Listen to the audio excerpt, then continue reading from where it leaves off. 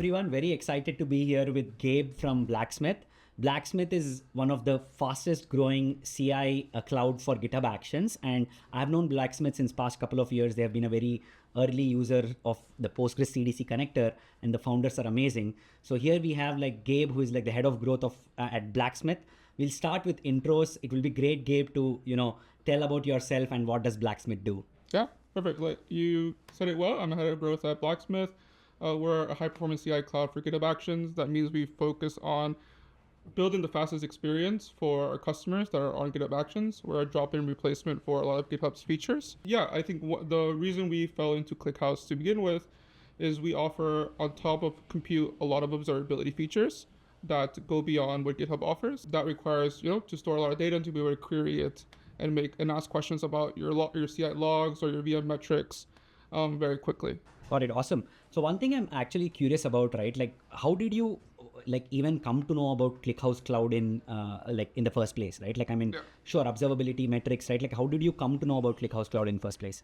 Yeah, well, it's a pretty household name, I feel like. We started on a different journey with a more managed version of ClickHouse that was like a wrapper around it.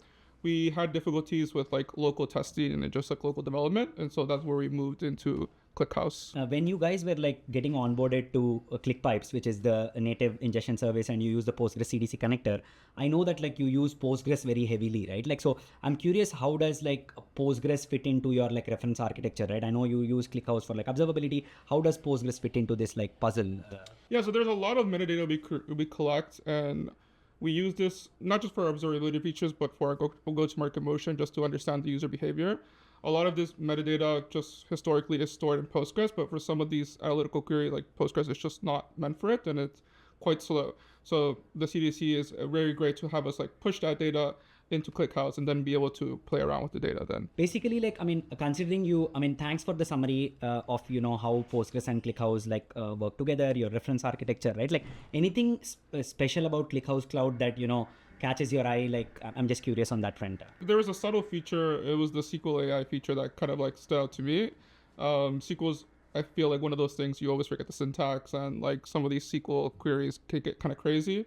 And it was actually pretty nice to ask the question in English and have it understand your table schema and be able to at least get like a good amount right, and then to be able to adjust from there. No, absolutely. And we are investing quite heavily in the AI side of things. And today we just like announced like the native MCP capabilities where you get an MCP endpoint like from ClickHouse Cloud itself. And so the team is like heavily investing in the AI side of things. And I'm very glad, the SQL AI interface is something that stuck out basically. So with that, keeping it more generic, right? Like, so how has the conference been so far? Anything that stands out? Any learnings that like catch your eye, Gabe? I really like the interfaces to create graphs after you generate the data. And I think that brings me back to ClickHouse quite a bit.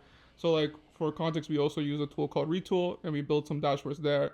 But sometimes it's just not as easy, for me at least. And so I tend to build it in ClickHouse and then maybe export the query properly to Retool.